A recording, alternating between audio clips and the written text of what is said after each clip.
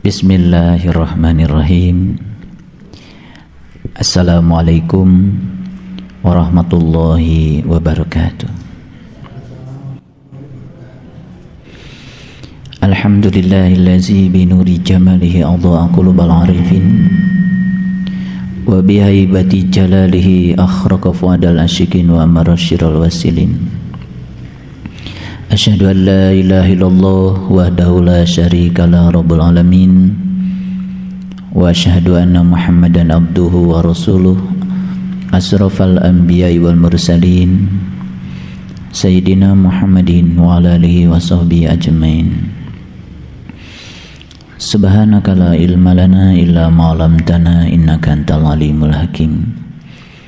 Subhanakallahumma rabbana wa bihamdika asyhadu an la ilaha illa anta astaghfiruka wa atubu ilaik. Astaghfirullahaladzim, astaghfirullahaladzim, astaghfirullahaladzim. Allazi la ilaha illa huwal hayyul qayyum wa atubu ilaih min jami'il ma'asi wa dzunub. La haula wa la quwata illa billahil aliyyil azim. Mari kita bersyukur saat ini kita masih diberikan kesehatan, keberkahan hidup, masih diberi hadiah hidup oleh Allah Subhanahu wa taala, masih diberi kesempatan untuk menyempurnakan sisa-sisa perjalanan kehidupan kita. Mudah-mudahan kita mendapatkan kehidupan yang penuh berkah, yang diakhiri dengan husnul khatimah.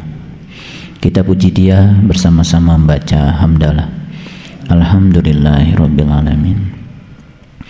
Salawat dan salam mari kita sanjungkan kepada junjungan kita Nabiullah yang agung, Nabi besar Muhammad Rasulullah sallallahu alaihi wasallam.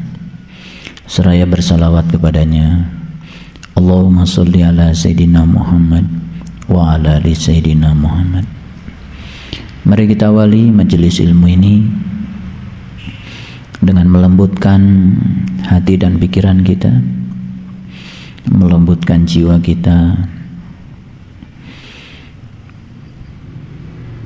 memohon kecerdasan pada Allah Subhanahu wa taala untuk dibukakan pintu pemahaman kita. Kita sapa asma Allah dengan kelembutan dan cinta seraya membaca basmalah. Bismillahirrahmanirrahim.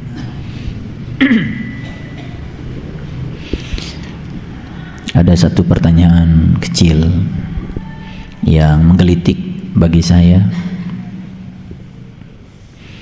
Sebetulnya iblis itu tempat kediaman asalnya itu di mana? Lalu pertanyaan berikutnya, nanti juga iblis tempat kediaman akhirnya di mana? Kan gitu. Di mana tempat kediaman awalnya iblis? Di surga ya. Jadi ternyata iblis itu dulu penduduk surga. Kata siapa? Ya kata Quran. Kan di Quran itu surat Al-Hijr itu ayat 34 Allah mengatakan, qala, Allah berfirman, fakhruj minha fa innaka rajim. Fakhruj minha, keluarlah daripadanya. Nah, di dalam terjemahan Departemen Agama, nya itu adalah surga. Keluarlah daripadanya. Berarti keluar dari mana? Keluarlah dari surga. Fakhruj minha fa innaka rajim, sesungguhnya kamu terkutuk.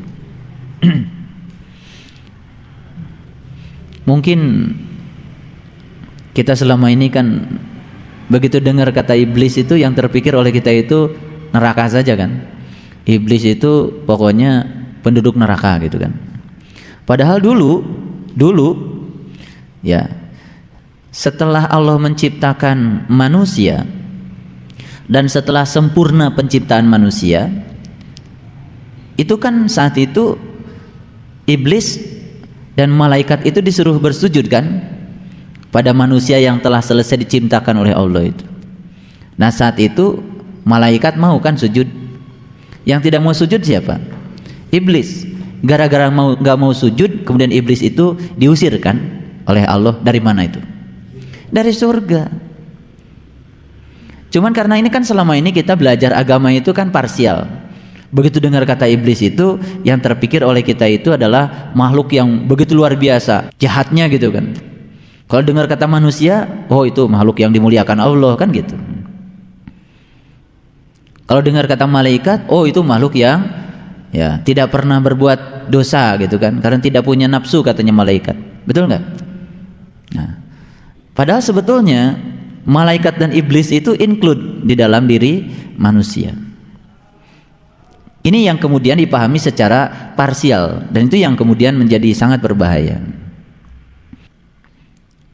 Kalau kita dengar kata iblis, yang terpikir oleh kita adalah makhluk yang terkutuk, ya kan? Makhluk yang tersesat kan gitu. Sejauh-jauhnya sesat ya iblis kan gitu. Betul? Oke. Sekarang saya ingin mengajak kita untuk berpikir jernih, tetapi berpikir berdasarkan Quran. Semoga kita terhindar dari pikiran-pikiran kotor, apalagi pikiran-pikiran yang dilandasi oleh hawa nafsu. Saya ingin semuanya membuka dulu Quran surat Ibrahim sebelum saya lanjutkan. Surat Ibrahim itu surat yang ke-14, itu sebelum Quran surat Al-Hijr. Ya. Sudah ketemu? Ya. Tolong dilihat surat Ibrahim ayat yang ketiga. Saya ingin bacakan dari ayat yang kedua, walaupun tekanannya itu ada di ayat yang ketiga. Tolong dibaca dengan jujur membacanya, dengan hati yang ikhlas, yang tulus, supaya kita mendapatkan hidayah. Ayat yang kedua, ya, lillahillazi lahu ma fis samawati wa ma fil ardh. Allah lah yang memiliki segala apa yang di langit dan di bumi. Jadi yang di langit dan di bumi kepunyaan siapa? Kepunyaan Allah. Kita ada di mana? Ada di bumi kan? Nah, kalau yang di langit dan yang di bumi kepunyaan Allah, dan kita ada di bumi, berarti kita juga kepunyaan Allah. Kalau kita juga kepunyaan Allah, lalu pantaskah kita merasa memiliki sesuatu yang ada di bumi ini? Tidak pantas kan? Tapi suka nggak merasa memiliki? Suka. Saking merasa memiliki itulah kita kemudian mencintainya, ya kan? Saking mencintai itulah kita sering menderita, terluka ketika sesuatu yang kita cintai harus pergi dari kita. Betul? Itu yang kemudian disebut sebagai keterikatan.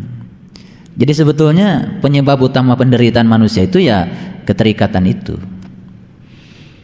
Keterikatan itu sebetulnya bukan keadaan cuek, bukan. Bukan keadaan acuh tak acuh, bukan. Keterikatan itu sebetulnya bisa diartikan kita menjalani hidup dengan serius, mengerjakan apapun dengan serius, tetapi kita tidak pernah memikirkan hasil yang kita kerjakan. Karena keterikatan itu biasanya bukan di proses. Keterikatan itu biasanya adanya di hasil akhir. Sehingga sering mengganggu proses ketika kita melakukan pekerjaan. Itu sebabnya saya menafsirkan yang namanya kesuksesan itu bukan pada hasil akhir sebetulnya. Kesuksesan itu sebenarnya terletak pada kualitas proses. Jadi seseorang yang telah melakukan suatu proses dengan prosedur yang benar dan prosesnya itu cukup berkualitas, maka sebetulnya dia telah sukses, walaupun pada titik akhir tidak mencapai yang dia ingin, tapi kan mencapai yang Allah ingin. Ya kan? Sebenarnya kesuksesan itu bukan sesuatu yang nyata kalau menurut saya. Kesuksesan itu adalah hayalan dan adanya di pikiran. Yang kenyataan itu ya yang diproses itu. Jadi kualitas proses itulah sebetulnya kesuksesan. Makanya saya sering mengatakan Tidak usah selalu berorientasi untuk menjadi orang yang berhasil, tetapi berorientasi untuk menjadi orang yang bernilai. Nah, nilai kita itu adanya di proses. Sama seperti kita memandang kehidupan. Ketika orang ditanya berapa deposito Anda, kemudian dia jawab sekian triliun misalkan. Lalu sebagian orang mengatakan, oh, Anda sukses karena telah mengumpulkan sejumlah uang yang begitu besar. Tapi ketika dia ditanya, pernahkah Anda berbagi dengan apa yang Anda dapat? Ternyata dia tidak berbagi, terus saja mengumpulkan. Sebetulnya dalam ukuran spiritual, dia itu sebenarnya tidak sukses. Justru yang sukses itu yang hari ini tidak punya apa-apa, tetapi akibat apa-apa yang Allah berikan padanya telah dibagi oleh dia. Itu sebetulnya keberhasilan hidup. Karena dia telah menjadikan hidup ini begitu bernilai.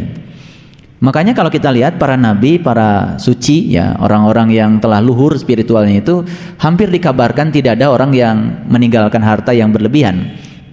Tapi yang dia tinggalkan itu adalah nilai-nilai kehidupan yang luar biasa, yang abadi. Orang yang meninggalkan harta yang banyak itu ya 40 hari juga udah habis.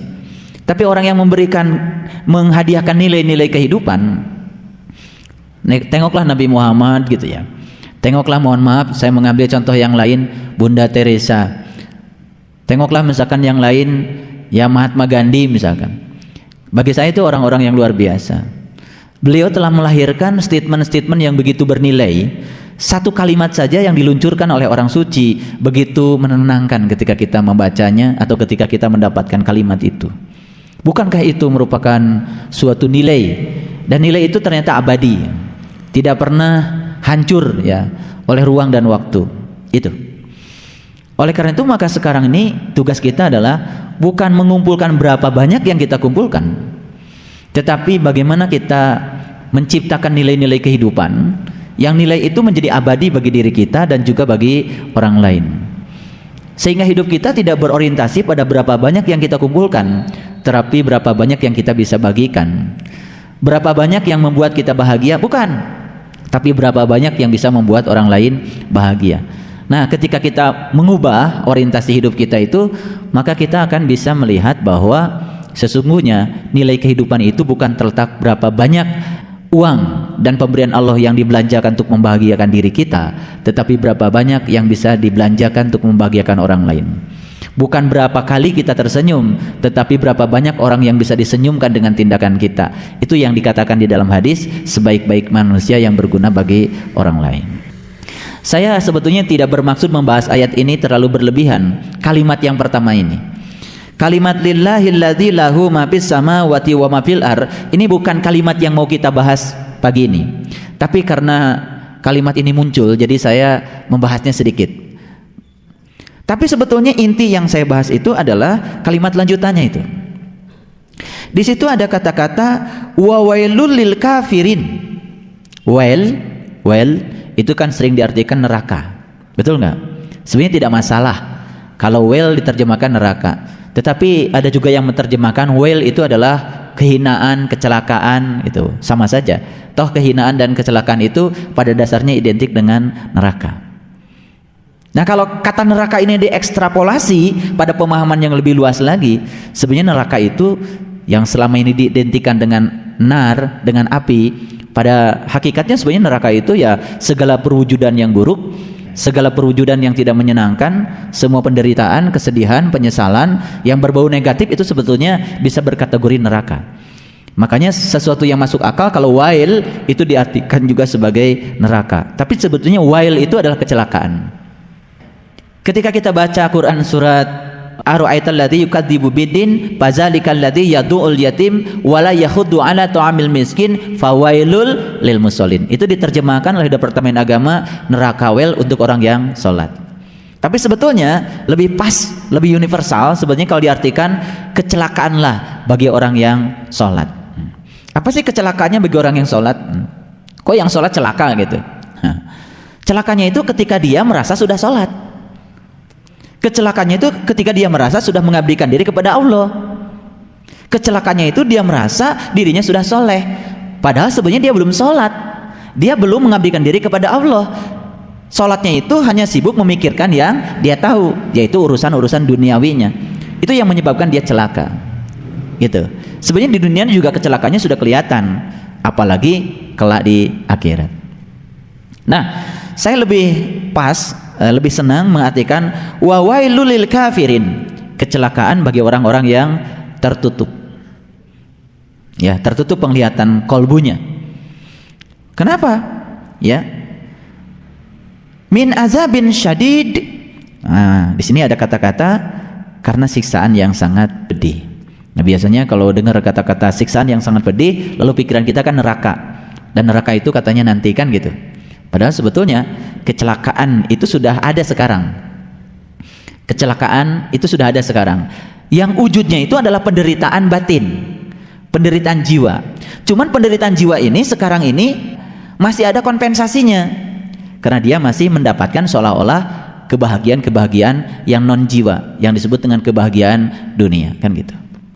Jadi kemarin di Jambi dan Padang itu berkumpul jemaah kita, semuanya di situ, dan juga dari berbagai elemen masyarakat. Saya memulai untuk wirid agung itu jam 10 malam, dan setelah jam 12, begitu pas jam 12 itu pas ketika membaca kalimat la haula wala quwata illa billahil aliyil azim, saya matikan lampu dan kemudian saya merasakan seperti ada sebuah sensasi yang luar biasa. Di saat di kiri kanan saya mendengar suara petasan dan kembang api yang bergemuruh seantero Sumatera Barat. Kemudian semua kita melantunkan kalimat yang indah, la haula wala quwata illa billahil aliyil azim. Dan kemudian semua sajak muhasabah, dan saat itu semuanya menangis histeris, karena ternyata di saat kita pasrah total kepada Allah, Allah membukakan pintu kolbu kita luar biasa, dan semua orang yang hadir di situ menyaksikan ruangan gelap itu penuh dengan bintang-bintang. Subhanallah.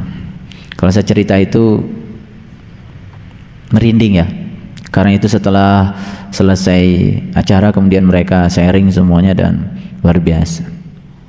Ya, saya bilang mudah-mudahan ya wirid kita ini menjadi pasak, biar bumi ini tetap beredar stabil di tempatnya di saat semua orang melakukan tindakan-tindakan yang mengurangi kestabilan bumi ini. Dan bumi ini kalau sudah tergelincir dari peredarannya, ya itulah ya kehancuran. Jadi siksaan yang sangat pedih ini oleh orang-orang yang tertutup penglihatan batinnya itu tidak terasa. Karena gini logikanya, kita kan menjadi tidak nyaman dan tersiksa ketika lampu PLN mati, karena kita sudah kenal lampu PLN nyala. Betul nggak? Jadi kalau tiap hari lampu di rumah kita nyala terus tiba-tiba mati, kan kemudian kita uring-uringan. Betul nggak? Uring-uringan, tidak nyaman. Mau ngecas HP nggak bisa, ya kan? Mau nyalakan microwave nggak bisa, karena selama ini kan kita dimanjakan oleh listrik. Mau nyalakan TV nggak bisa, ya kan? Semua aktivitas di rumah mati. Padahal dulu juga kan kita asalnya tidak bergantung pada listrik. Menjadi tidak nyaman ketika kita mencoba untuk bergantung padanya. Tapi orang-orang yang sampai hari ini tidak mengenal listrik, mereka hidup nyaman-nyaman saja. Kita itu menjadi tidak nyaman karena sudah kenal listrik. Betul nggak? Jadi orang yang belum kenal listrik sebetulnya nyaman-nyaman saja. Nah, siksaan jiwa, siksaan batin, ketika seseorang masuk pada kegelapan yang luar biasa, itu terasa siksaan itu menyesakan saat dimana kita sudah mengenal bagaimana nikmatnya ketika berada di alam yang terang benderang. Betul? Nah, tetapi mereka yang sampai hari ini tidak merasakan nyamannya di alam yang terang benderang, mereka gelap-gelapan tidak masalah. Padahal itu suatu siksaan sebetulnya. Nah, cuman siksaan itu dialihkan dengan kesenangan-kesenangan duniawi yang bisa mereka ciptakan. Bakar kenang api, bakar itu, ya karaokean, macam-macam. Saya tidak mengatakan karaokean salah, tidak. Tetapi kalau misalkan sudah melampaui batas, kan jadi ujungnya hura-hura kan gitu. Kemudian ayat berikutnya, tolong diperhatikan ya. Kenapa orang itu mendapatkan siksaan yang pedih? Kenapa orang yang tertutup itu mendapatkan siksaan yang pedih? Kemudian Allah mengatakan, alladzina yastahibbunal hayatud dunya. Penyebab utamanya itu sebenarnya cuma satu, yaitu menyukai. Sebenarnya kalimat yang dipakai itu yastahibbu. Nah, yastahibbu itu sebetulnya mencintai. Ini bukan sekedar menyukai ini, yaitu orang-orang yang lebih mencintai sebetulnya kehidupan dunia daripada kehidupan akhirat, ya. Alladzina yastahibbunal hayatad dunya 'alal akhirah. Gitu. Nah, kalau kita baca kalimat yang berikutnya, wa yasudduna an sabilillah wa yabgunaha iwaja. Nah, yang berikutnya adalah menghalang-halangi jalan Allah dan menginginkan jalan Allah itu bengkok.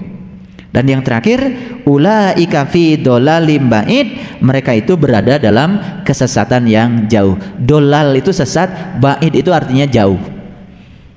Kan gitu. Ba'id sudah jadi bahasa Sunda kan? Ba'id gitu ya. Bararaid kan gitu. Sudah jadi bahasa Sunda, itu dari bahasa Arab. Bahasa Arab itu ba'id itu artinya jauhnya jauh banget gitu. Nah, sesat saja sudah bahaya, ini sesatnya tuh sejauh-jauhnya sesat. Jadi kalau kira-kira kalau sesat yang deket tuh kayak gini, mau ke Miskatul Anwar tapi masih putar-putar di sekitar Bandung, itu sesat juga sih, cuman mending gitu, udah Bandung. Nah, ini mau ke Miskatul Anwar di Cimahi tapi masih putar-putarnya di ujung Pandang kira-kira, atau masih putar-putarnya di sana di Afrika misalnya. Ini sudah ba'id ini, ba'id. Saya cuma ingin membedakan sesat yang biasa dengan sesat yang ba'id, sesat yang amat jauh.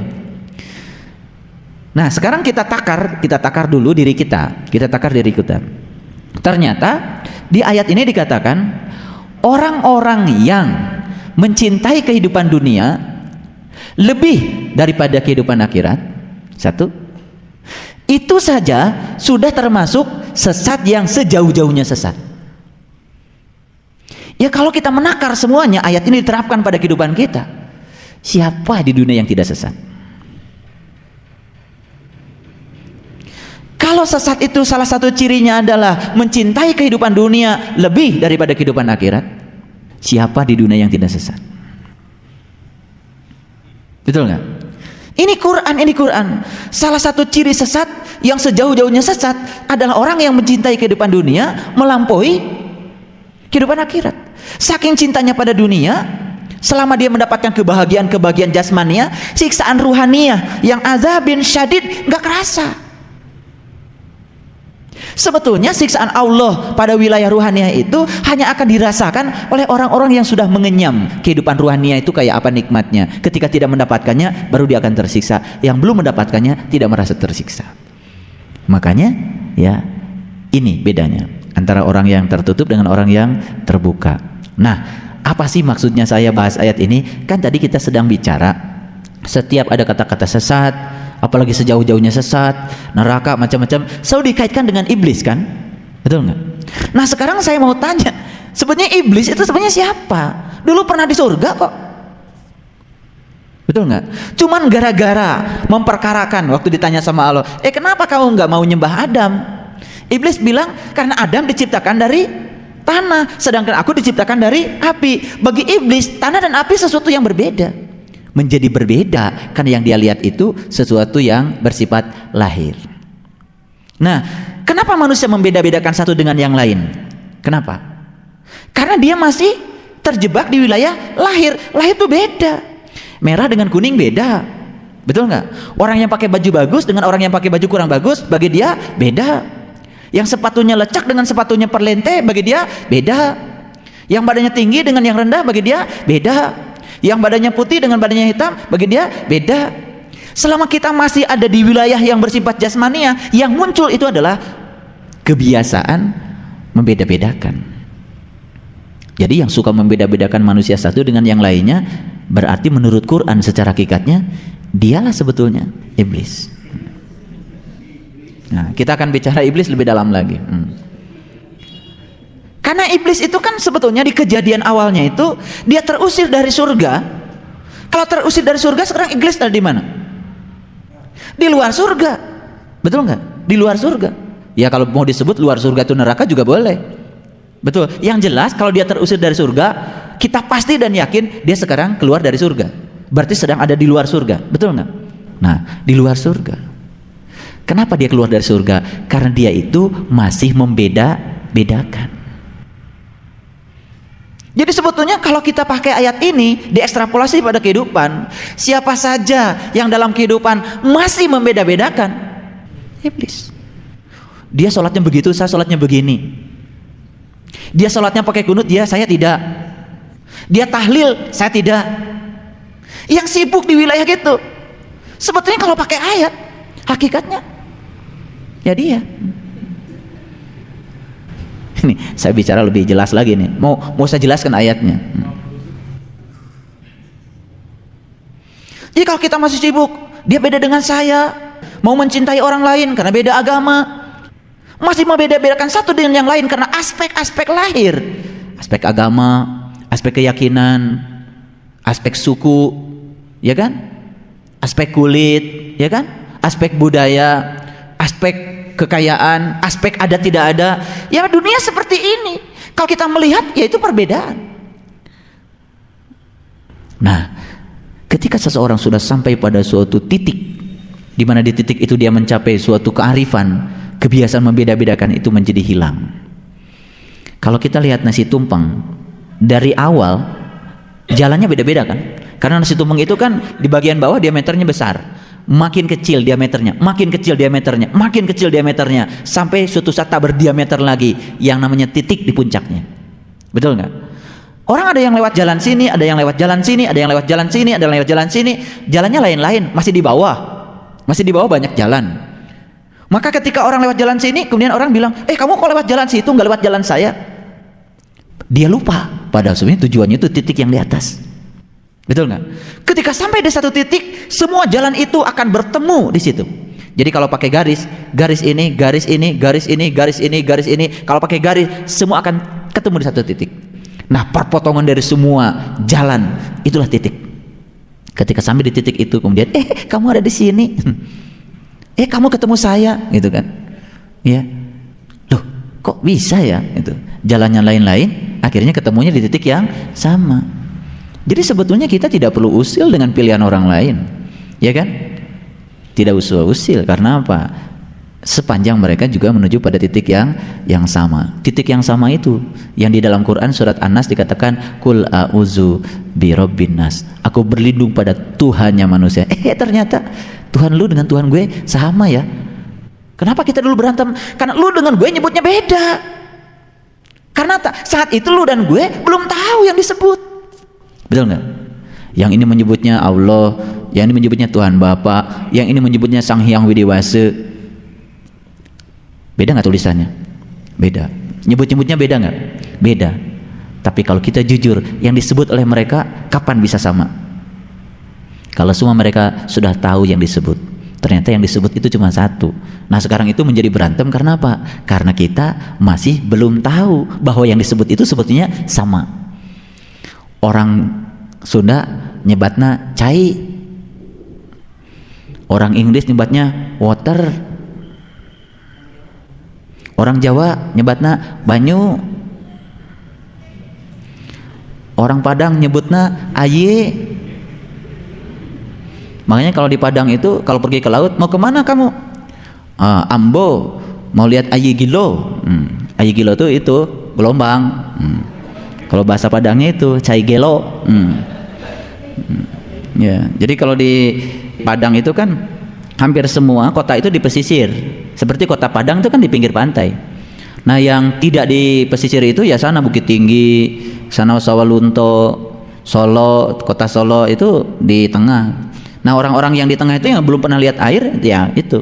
Kalau liburan besar itu mereka bilang, kemana? Ya, kama itu mau kemana? Ya ambo lihat ayi gilo. Nah, dulu saya juga pusing lihat cai gelo di mana. Ternyata lihat laut. Laut. Ya, jadi dia menyebutnya aye, kita menyebutnya cai, ada yang menyebutnya water. Berantem nggak kira-kira sebelum tahu air? Berantem. Kata orang Sunda, anu tiasa dieut mah cai. Seorang ya, bukan. Yang bisa diminum itu banyu. Kata orang Inggris, kamu salah dua-duanya. Yang benar itu water. Kita itu baru mengenal huruf-huruf aja udah sombongnya luar biasa, merasa sudah benar. Padahal sebetulnya itu sedang menyebut sesuatu yang disebut. Nah, ketika masing-masing ini yang kamu maksud, oh iya itu, ketawa semua kan? Betul nggak? Jadi sebetulnya perbedaan itu terjadi karena apa?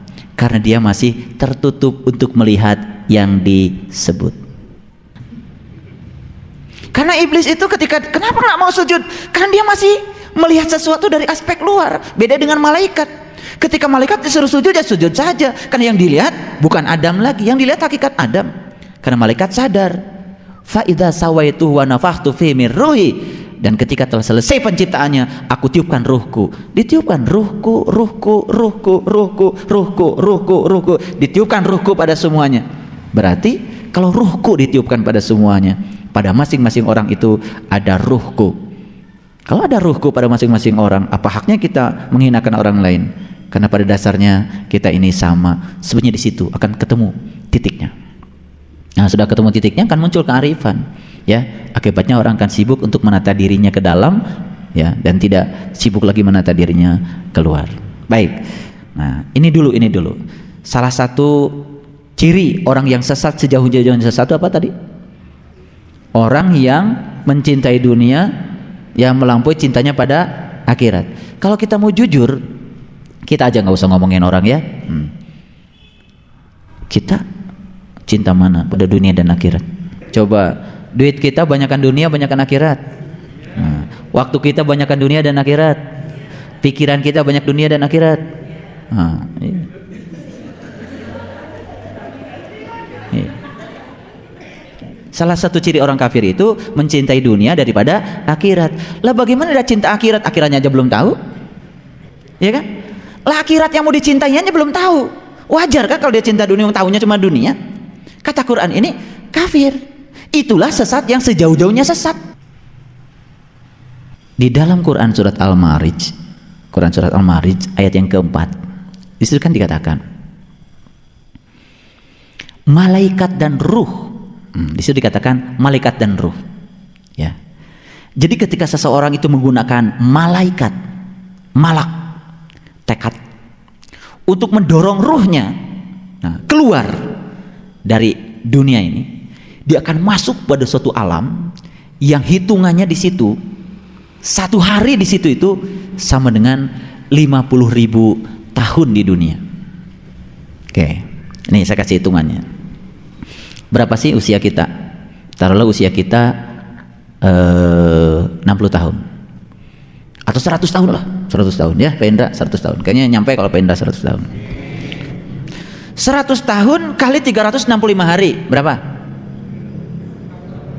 100 tahun kali 365 hari berapa? 365 hari. Kan 1 tahun itu 365 hari, betul nggak? Nah sekarang kita hitung 100 tahun misalnya usia kita, ya kan? 100 tahun itu berarti 100 kali 365 hari berapa? 36.500 hari. Jadi tolong dicatat, kalau kita itu punya umur 100 tahun, kita hidup di dunia itu berarti 36.500 hari. Catat, Penda catat, 36.500 hari. Saya hitung saja sekarang, dibulatkan jadi 40.000 lah, supaya nggak repot ngitungnya. Dikasih bonus lagi, ya 100 tahun lebih lah, 40.000 hari. Jadi kalau kita punya umur 100 tahun lebih, itu hidup kita di dunia itu berapa? 40.000 hari. 40.000 hari. Nah, Allah mengenalkan kepada kita, kalau kita bisa mendorong ruh kita dengan malak, ke suatu alam yang tidak pantas disebut alam, ya tidak pantas disebut alam, maka hitungannya di sana itu satu hari itu sama dengan 50.000 tahun. Jadi kalau kita ingin menyeimbangkan kehidupan di dunia ini dengan kehidupan di akhirat, berarti kita paling tidak harus memasuki alam itu satu hari saja.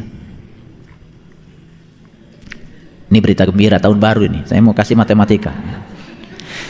Satu hari saja masuk sana. Karena satu hari di sana sama dengan 50.000 tahun di sini.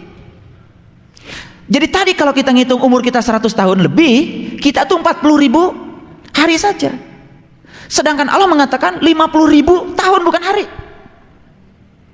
Kalau kita punya umur 100 tahun saja, itu hanya hidup di dunia ini adalah 40.000 hari bukan tahun. Betul nggak? Tapi kalau kita bisa sehari saja di sana sehari saja, nggak usah lama-lama, itu sudah sama dengan 50.000 tahun. Nah sekarang saya mau kasih contoh. Kalau begitu 50.000 tahun, ya 50.000 tahun dibagi dengan 40.000 hari, berapa tahun? Tahun dengan hari, berarti harinya harus dikonversi dulu ke tahun. Tahunnya kan 100, betul nggak? 50.000 dibagi 100 berapa? 5.000. Jadi kalau kita sehari saja di sana, di alam sana, itu sudah sama dengan 5.000 kali dari 100 tahun kita hidup di sini. Oke? Perbandingannya. Nah sekarang ini matematika biasa, nggak usah harus punya IQ 140 aja udah cukup mikirin kayak gini. Jadi 50.000 tahun ya dibagi dengan 100 tahun, kalau kita hidup 100 tahun itu sama 5.000. Bayangkan Bapak Ibu, kalau kita 5.000 kali hidup di dunia di sini, dan 5.000 kalinya itu ya masing-masing usianya 100 tahun, itu sudah bisa mencangkul kehidupan di sana satu hari. Betul? Nah sekarang saya balik, sekali kita naik itu kan paling 30 detik. Betul? Yang napasnya bengek ya 20 detik. Ini yang napasnya agak lumayan 30 detik lah saya hitung. Ini average, rata-rata. Sapi tua, sapi muda rata-rata. Nah sekarang ini matematika. 30 detik itu sama dengan berapa? Kan setengah menit. Betul? Setengah menit. Taruhlah istiqomah 17 kali. 17 kali setengah menit. Kan dapatnya 8 menit. Betul nggak? Pagi dan petang taruhlah 2 kali lah, 4 kali, tambah isbatuliyah 9 kali, 13 kali kali setengah menit, berapa itu? 6,5 menit. 6,5 menit kali ditambah 8 menit. Jadi ini udah pagi dan petang plus isbatuliyah plus istiqomah. Berarti memasuki alam situ itu dalam sehari, ini yang rajin itu saya hitung sekitar 15 menit. Nah 15 menit itu kan sama dengan seperempat jam. Betul nggak? Seperempat jam. Jadi kalau sehari saja, sehari kita masuk ke alam situ seperempat jam. Seperempat jam itu seperberapa dari sehari? Kalau 1 jam kan 1/24. Kalau 1/4 dikalikan saja 1/24 kali 4, berarti sekitar 100, 1/100. Ya kan? 1/100. Nah, kalau kita itu punya umur bisa sehari saja di sana, itu kan berarti butuh berapa lama kita melaksanakan itu? Sehari itu kan sebetulnya 24 jam. Sehari itu 24 jam. Tadi kita ngitung ya, kalau kita sehari itu melaksanakan itu 1/100, ya kan? 1/100 berarti kita butuh 100 hari. Betul nggak? Jadi kalau kita 100 hari saja, 100 hari terus sehari saja cuman 1/4 jam, itu sudah bisa mengganti yang 1 hari di sana. Dan itu bisa mengganti kehidupan kita di sini yang 5.000 kali. Dan sekali hidup kita di sini 100 tahun. Bayangkan yang umurnya 40 tahun udah mati. Jadi bayangkan oleh ayah anda sama bunda semuanya. Istiqomah 1 40 hari, 120 80 hari, 120 hari, 9 bulan 10 hari, iya kan?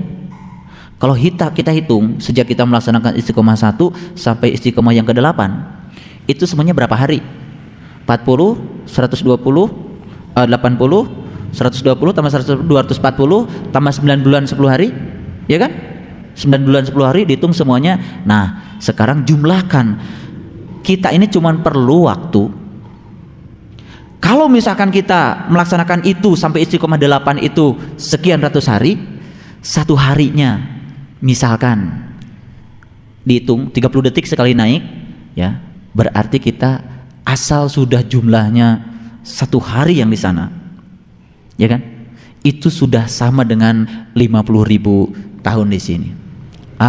Tapi sekarang dihitung juga, bukan soal 30 detiknya. Nah, yang nampaknya berapa detik? Nah, persoalan ini 17 kali 30 detik cuman sekali nampak, itu pun cuman beberapa detik, lumayan. Jadi saya ingin membesarkan hati kalau hanya beberapa detik saja, makanya istiqomahnya diperbanyak, betul nggak? Kan 100 hari saja tadi udah dihitung matematikanya, 100 hari saja kalau sehari 1/4 jam dihitung itu sudah sehari, ya kan? Nah, cuman yang tadi dihitung tadi itu kan gelap-gelapnya belum dihitung, yang gelapnya nggak dihitung. Nah, taruhlah misalkan dari sehari itu 1/4 jam 15 menit itu dapat terangnya misalkan 4 menit saja, perbanyak. Jadi sebetulnya kita cuman perlu 1 hari saja di sana, itu sudah 50 hari. Apalagi kalau hidup di dunia cuman berapa tadi? Cuman 100 tahun. 100 tahun itu cuma perlu 36.500 hari. Jadi cuma perlu 1/100-nya saja, 1/100 dari 1/4. Jadi kalau yang 4 menit tadi bisa lihat yang terang udah luar biasa. Ini kalau 15 menit dibagi 100, 0,15 menit saja, itu sudah luar biasa. Ini matematika biasa, nggak usah nggak usah pakai kalkulator. Ya, EQ 20 juga bisa mikir. Nah, jadi sekarang ngerti nggak kenapa kita disuruh setiap hari, ya, minimal pagi dan petang? Kenapa? Karena kita ingin menjangkau alam sana itu untuk menutupi semua kehidupan kita di alam sini yang lebih cenderung pada urusan dunia. Makanya kalau orang hidup di sini, nah sekarang hidup di sini 5.000 kali hidup di sini, masing-masing sekali hidup 100 tahun, tapi dia kafir terus, tidak terbuka sama sekali pada alam sana. Mau ditambah berapa ribu kali dia hidup di sini, tetap saja tidak bisa menjangkau yang 1 hari di sana. Ngerti maksud saya? Itu tujuan saya ngitung tadi.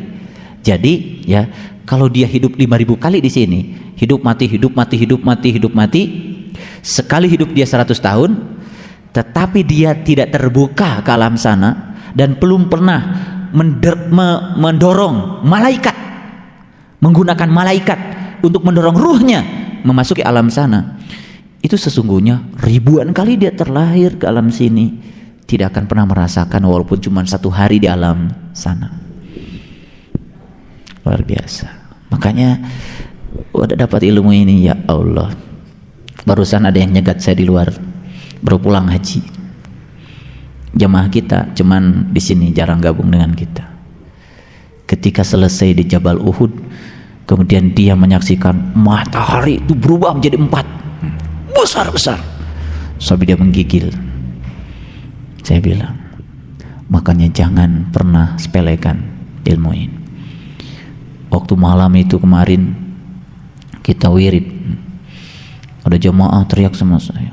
Setelah itu, Buya, tadi Buya pakai dasi ya? Warnanya merah, bagus sekali. Apaan dasi? Saya pakai baju putih. Saya katanya pakai dasi, dari sejak awal saya pakai dasi warnanya merah. Jadi dia nangis lihat dasi saya. Dasi apaan? Emang saya mau ke kampus aja saya nggak pernah pakai dasi, pakai celana jeans saya.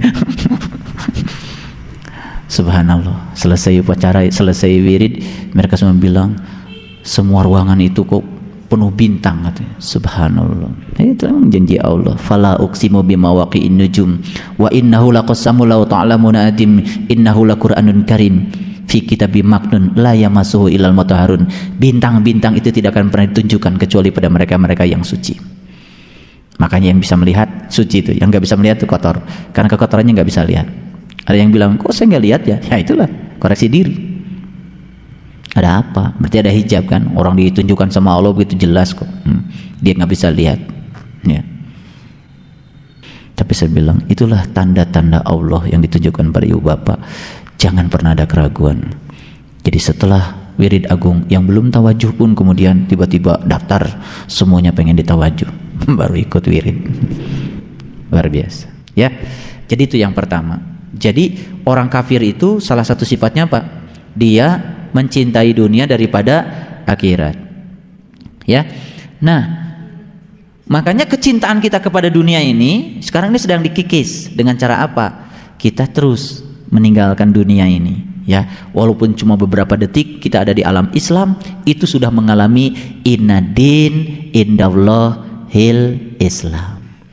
Jadi sebetulnya inadina indallahil Islam itu bukan statement, tapi itu pengalaman. Inadin sesungguhnya intinya alam din. Indallah di sisi Allah adalah kepasrahan. Begitu kita pasrah total sampai kita di alam din, hitungan di alam situ 1 hari sama dengan 50.000 tahun di kehidupan dunia. Makanya kita sering memasuki alam din untuk apa? Untuk menyeimbangkan kehidupan kita yang di dunia ini yang lebih banyak disibukkan oleh kehidupan dunia. Makanya kita berpaling sekali-kali ke sana. Hanya diperlukan sekali-kali saja. Ya. Jadi sangat masuk akal kalau di Quran dikatakan inna fatahna laka, sesungguhnya aku telah memberikan keterbukaan kepadamu. Fathah mubina, yaitu keterbukaan yang nyata. Liyaghfira lakallah ma taqaddama min dambik wa ma ta'akhkhar, maka aku ampuni dosamu yang telah lalu dan dosamu yang akan datang. Dosa yang lalu diampuni, dosa yang akan datang juga diampuni. Karena apa? Paling lama hidup di dunia 100 tahun. Yang 100 tahun itu hanya bisa dicapai dengan beberapa detik saja di alam sana. Asal kita pernah masuk ke alam sana. Kalau Eyang Guru Ki Ageng Niti Prana mengatakan, kamu sekali saja masuk alam sana cukup. Apalagi kalau bisa berkali-kali sampai merasa damai dan cinta ada di alam sana. Luar biasa. Sekarang kita teruskan dulu. Wa yasudduna an sabilillah wa yabghunaha iwaja. Dan ciri orang kafir yang kedua adalah suka menghalang-halangi manusia dari jalan Allah. Jadi kalau orang rindu sama Allah nggak boleh. Orang pengen ketemu Allah nggak boleh. Lah kita hidup dari Allah, dikasih rezeki dari Allah, segala sesuatu yang ada di tangan kita milik Allah. Kita ini sekarang menggunakan semua fasilitasnya Allah. Apa tidak masuk akal kalau orang rindu pada yang ngasihnya? Betul nggak? Justru kalau Allah mengatakan orang-orang yang gak rindu kepada Allah, tidak mau jumpa dengan Allah, pantas kalau Allah bilang dolalam ba'id, itulah sesat-sesat yang sejauh-jauhnya sesat. Mending kalau dia cuma nggak mau ketemu, ini menghalang-halangi orang lain untuk ketemu, itu dosanya sudah luar biasa. Ini Quran, ini Quran.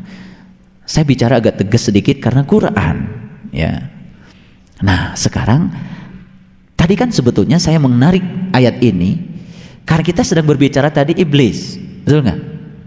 Iblis itu adalah sosok makhluk yang dalam kesehariannya itu masih terjebak oleh membeda-bedakan.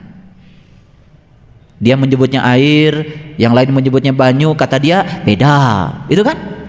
Yang satu menyebut Allah, yang satu menyebut Allah, beda, kan gitu? Padahal ketika manusia sampai pada puncak pencariannya, dia akan sampai pada titik kul a'udzu birabbinas, aku berlindung pada Tuhannya manusia. Ketika sampai di sana, subhanallah. Nah, sekarang kita lihat lagi Quran surat Al-Hijrnya. Ayat 34 yang tadi. Nah, sekarang tolong baca dulu. Baca dari ayat 33. Berkata iblis, qala lam akud li asjuda li basyarin khalaqtahu min salsalin min hamaim masnun. Berkata iblis, aku sekali-kali tidak akan sujud kepada manusia yang engkau telah menciptakannya dari tanah liat kering dari lumpur hitam yang diberi bentuk. Jadi masih membicarakan soal warna di sini, betul nggak? Masih membicarakan soal bentuk, masih bicara dibikin dari apa, betul nggak? Itu yang diperkarakan oleh iblis, betul nggak? Hidup manusia tuh sekarang itu cuman sibuk ngurusi warna, betul nggak? Ngurusi bentuk, ya kan? Bentuk itu mewujud menjadi organisasi-organisasi, itu bentuk tuh, ya kan? Warna kehidupan. Kita tidak siap menerima kehidupan apa adanya. Kita ingin kehidupan sebagaimana yang kita ingin, lalu kita maksa agar orang lain mengikuti apa yang ada di pikiran kita, begitu? Capek deh. Makanya kita nggak bahagia-bahagia, karena kita memaksa orang di luar diri kita agar ngikutin apa yang kita pikirkan. Padahal warna itu ya biarkan berbeda, mungkin kita juga diberi peran yang berbeda kok oleh Allah. Nah sekarang kita teruskan. Allah berfirman, apa kata Allah? Fakhruj minha fa innaka rajim. Keluarlah dari surga karena sesungguhnya kamu terkutuk. Berdasarkan ayat ini kita bisa tahu, oh ternyata iblis dulunya di surga. Betul? Aneh nggak di pikiran kita sekarang? Aneh. Banyak iblis di surga, gitu kan, aneh. Karena kita belajarnya nggak pakai Quran. Iya, itu ilmu kita selama ini itu kan, ilmu kirata. Itu menjadi kelemahan pembicaraan kita. Pahit saya sampaikan, ini Quran. Jadi kalau gitu, iblis diusir oleh Allah dari surga. Gara-gara apa? Gara-gara iblis itu masih membeda-bedakan. Makanya kalau masih membeda-bedakan, riweuh, pasti wae. Nah pasnya itu ke neraka. Jadi sekarang saya mau tanya, banyak gak iblis? Banyak. Nah sekarang saya tanya sekarang, kenapa orang benci pada orang lain? Karena dia anggap orang lain beda dengan dirinya. Dia habis gak taat sama saya, dia gak mau masuk kelompok saya, gak ngaji sama saya. Apa urusannya kata orang harus ngaji sama lu? Orang mau ngaji di tempat mana, biarkan tuh jalannya. Ibu ngaji di sini, ini jalan kita, betul nggak? Jangan pernah menyalahkan orang lain karena jalannya berbeda dengan kita. Orang yang sedang di penjara pun hari ini sebenarnya dia tidak salah. Itu jalan hidup yang harus dia jalani. Bagian dari proses kehidupan yang harus dia jalani. Ya biarkan saja. Tidak ada yang salah dalam kehidupan, tidak ada yang salah dalam kehidupan, tidak yang patut karena apa? Semua masa lalu seburuk apapun itu yang akan mengantarkan kita menjadi kita yang hari ini. Ada yang bilang sama saya, Bapak, ini daerah ini Pak, ini daerah yang menyakitkan saya. Kenapa Bapak? Saya dulu pernah jadi petani Pak di sini, saya bangkrut. Terus sekarang kenapa? Alhamdulillah Pak, saya setelah jualan yang ini nih sekarang, bisnis saya luar biasa. Saya bilang, Bapak tuh bisa jualan itu karena pernah bangkrut jadi petani. Kalau Bapak tidak bangkrut jadi petani, nggak mungkin Bapak jadi jualan itu, betul nggak? Allah menutup satu pintu dan bukan pintu lain bagi Bapak. Jangan pernah ratapi masa lalu kegagalan. Tidak ada kegagalan sebetulnya sepanjang Bapak bisa mengambil hikmah dan ilmu dari kegagalan Bapak, itu kesuksesan. Kita itu tidak bisa mengendalikan kehidupan. Kita ini dikendalikan oleh yang bernama kehidupan. Akibatnya apa? Akibatnya kita dikendalikan terus. Kita tidak bisa mengendalikan harta, kita dikendalikan oleh harta. Makanya taat aja sama harta. Maunya harta apa? Kata harta, kamu jangan dulu tidur, hitung dulu. Jamnya istiqomah masih ngitung kan? Itu. Ya nurut aja sama dia. Karena kita sudah berserah diri pada dia. Sesat sejauh-jauhnya sesat itu. Nah, sekarang pertanyaan saya yang berikutnya. Sebelum saya lanjutkan pertanyaan saya, Ibu Bapak yakin kalau iblis dulunya ada di surga? Kata siapa? Kata Quran, jangan kata Pak Saiful. Kalau ada orang, masa? Ya Allah. Baca Quran surat Al-Hijr ayat 34. Saya dulu juga suka melontarkan kalimat-kalimat yang kalimat Quran. Saya kan pernah tanya seorang kiai ketika bertemu di Jawa, Kiai, kalau bunuh diri menurut Quran bagus nggak? Gak boleh itu. Pasti begitu. Padahal belum pernah baca Qurannya. Lah di Quran surat Al-Baqarah dibilang, bunuhlah dirimu. Hal itu lebih baik di sisi Tuhanmu. Ya kan? Iya. Dan Tuhan akan mengampuni kamu. Jadi ternyata baru diampuni kalau sudah bunuh diri. Itu baik kata Quran. Ya, cuman kan kita ngerti bunuh, kan saya bilang bunuh diri menurut Quran, bukan menurut Pak Kiai. Kan pertanyaannya begitu. Kalau menurut manusia, oh iya, menurut otaknya dia. Menurut Quran, nggak, saya tanya, iblis dulu tempatnya di mana? Menurut Quran, surga. Nah, sekarang pertanyaan saya yang kedua. Kalau yakin iblis berasal dari surga, pertanyaan saya, kapan iblis masuk lagi surga? Hah? Pakai Quran lagi. Nah, kata Quran kan di sini dikatakan, ya. Apa kata Quran? Wa inna alaika la'nata ila yaumiddin. Dan sesungguhnya kutukan itu tetap menimpamu sampai datangnya yaumiddin. Iya, yaumiddin nih. Di terjemahan hari kiamat nggak apa-apa, tapi kiamat bukan hancur, kiam itu bangkit. Sampai iblis itu bangkit dari kematian ruhaniahnya.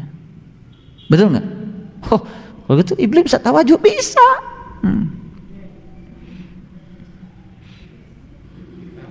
Lah iya, bagaimana caranya kiamat? Kiamat itu kan dihancurkan nih alam semestanya, betul nggak? Diratakan, dimatikan.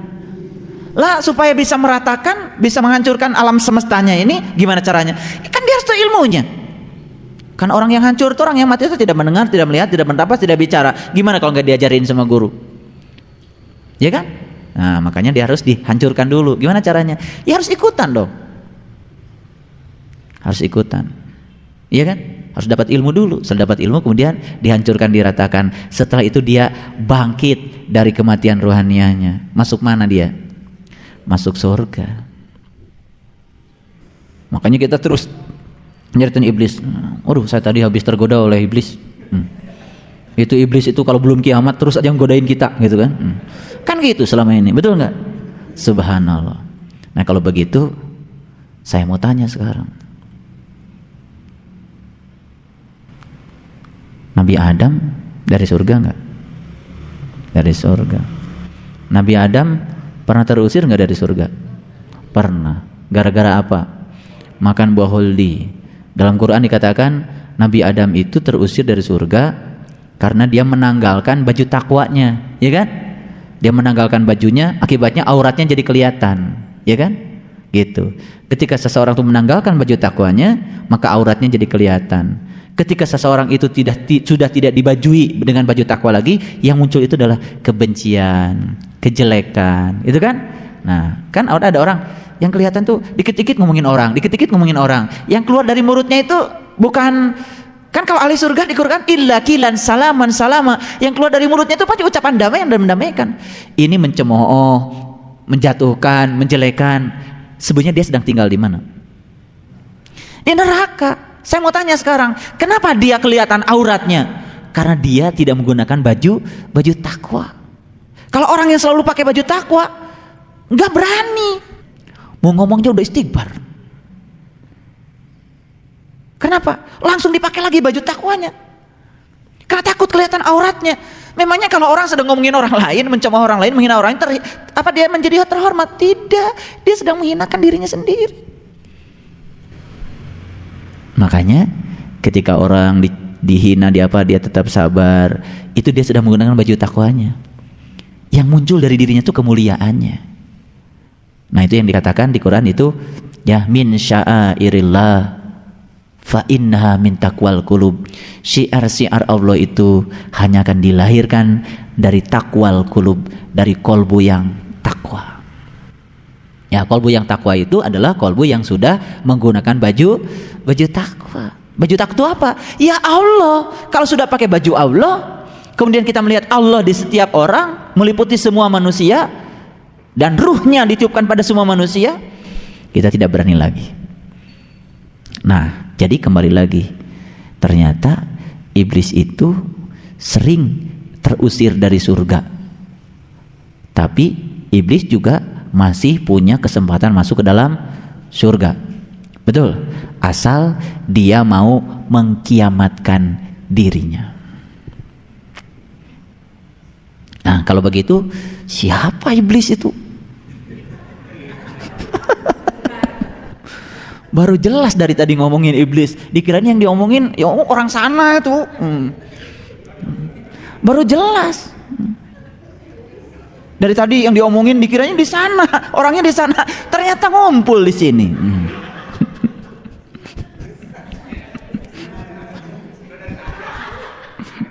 Ya nggak apa-apa, saya udah ngaku dari tadi. Saya tuh udah ngerti dari tadi sebelum ngajar, jadi saya udah tahu dan sadar siapa saya. Ini yang tadi belum ngerti kan dikiranya, oh itu lagi ngomongin iblis ceramahnya. Dipikir-pikir tadi, kalau gitu kadang-kadang masuk surga, kadang keluar, kadang-kadang sabar, kadang-kadang marah-marah kan gitu kan? Siapa itu? Kadang-kadang nerima gitu ya, kadang-kadang tidak gitu kan? Ya kan? Kadang-kadang ikhlas, kadang-kadang nggak ikhlas kan? Gitu. Banyakan mana? Jadi sebetulnya yang suka mengusir dari surga itu siapa? Diri kita sendiri. Ya Allah. Dulu kita membayangkan iblis itu suatu sosok, ya kan? Yang ada di alam sana, ya kan? Yang suka godain kita. Betul? Padahal Quran mengatakan dia kadang-kadang di surga, dia kadang-kadang di neraka. Ya kan? Betul nggak? Dia kadang-kadang turun dari surga. Dia di surga, tapi karena dia kadang-kadang terpancing mengusir dirinya keluar, ya kan? Tapi kata Allah diberi tangguh lah. Sampai kapan? Sampai hari berbangkit. Kalau kamu mau berbangkit, mengkiamatkan dirimu, masuk lagi. Nah makanya hanya beberapa detik saja masuk surga, keluar lagi. Nah masa sering sekali masuk surga, walaupun cuma beberapa detik, masa baunya surga tidak mewarnai kehidupan kita? Nah itu sebabnya sering masuk ke sana itu, warna sana itu lama kelamaan akan mewarnai kita. Makanya saya perhatikan orang-orang yang sering masuk ke sana, dia menarik sifat-sifat surga dan itu dijelmakan dalam dirinya sehingga dia sekarang menampilkan surga di dalam kehidupannya. Damai, tenang, masalah banyak tapi biasa, ya kan? Sehat, sakit, biasa, tetap bisa senyum di segala keadaan. Surga nggak itu? Surga.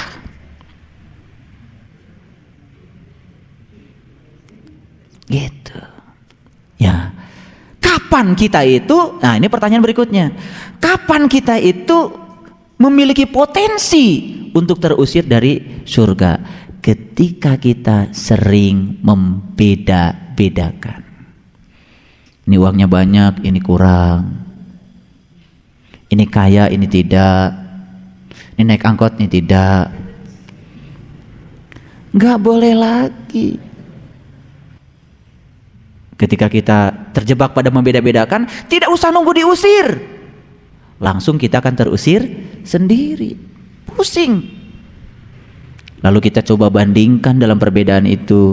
Kita bandingkan diri kita dengan orang lain, ya kan? Bandingkan rumah kita dengan rumah orang lain. Bandingkan mobil kita dengan mobil orang lain, ya kan? Bandingkan tinggi kita dengan tinggi orang lain, ya kan? Begitu lihat orang tinggi, saya jadi rendah hati karena saya pendek. Udah, langsung beli alat yang di TV itu yang bisa memanjangkan itu kan? Langsung tidur langsung panjang gitu kan? Alat apa itu namanya? Ya, pokoknya beli alat itu buru-buru. Kenapa? Stres gara-gara tingginya kurang ideal kan gitu. Jadi akhirnya hidup itu terus mikirin tinggi badan, mikirin berat badan. Kapan mau berserah diri sama Allah? Betul nggak? Udahlah sekarang terima saja kehidupan ini apa adanya. Kalau masih bisa dilangsingkan, langsingkan, nggak apa-apa. Kalau mau bisa ditinggikan, tinggikan. Tapi jangan terikat pada hasil. Ya kan? Fitness untuk tinggi badan, jangan fitness untuk sehat aja supaya istiqomahnya lancar gitu kan. Kok saya udah ini Pak tapi tetap perut saya nggak apa-apa. Emangnya kenapa sih Pak Indra aja perutnya kayak gitu? Nggak apa-apa, sehat-sehat saja. Jadi nggak usah. Nah kita ini kan, nah kenapa? Karena kita itu sering ya terjebak pada tadi kecintaan pada urusan-urusan yang bersifat materi, bersifat fisik. Akibatnya kita pusing sendiri, kita menjebak diri kita sendiri. Jadi kesimpulannya dari tadi kita bicara iblis. Terus kita mengerucut secara induktif sampai akhirnya kita mendapatkan kesimpulan, oh ternyata iblis itu tidak jauh ya, pada ngumpul juga di sini. Nah, akhirnya kita sadar selama ini kita baca Quran itu kan tidak kontekstual, terlalu ngawang-ngawung, ya kan? Dongeng tentang malaikat dan iblis itu sujud pada Adam itu semua orang udah tahu. Tetapi kontekstualnya, implementasinya apa? Betul nggak? Jadi sebetulnya kita itu sekarang sedang membuat agar penglihatan kita yang terhalang oleh aspek-aspek lahir ini tembus sehingga masuk pada yang dibalik lahir.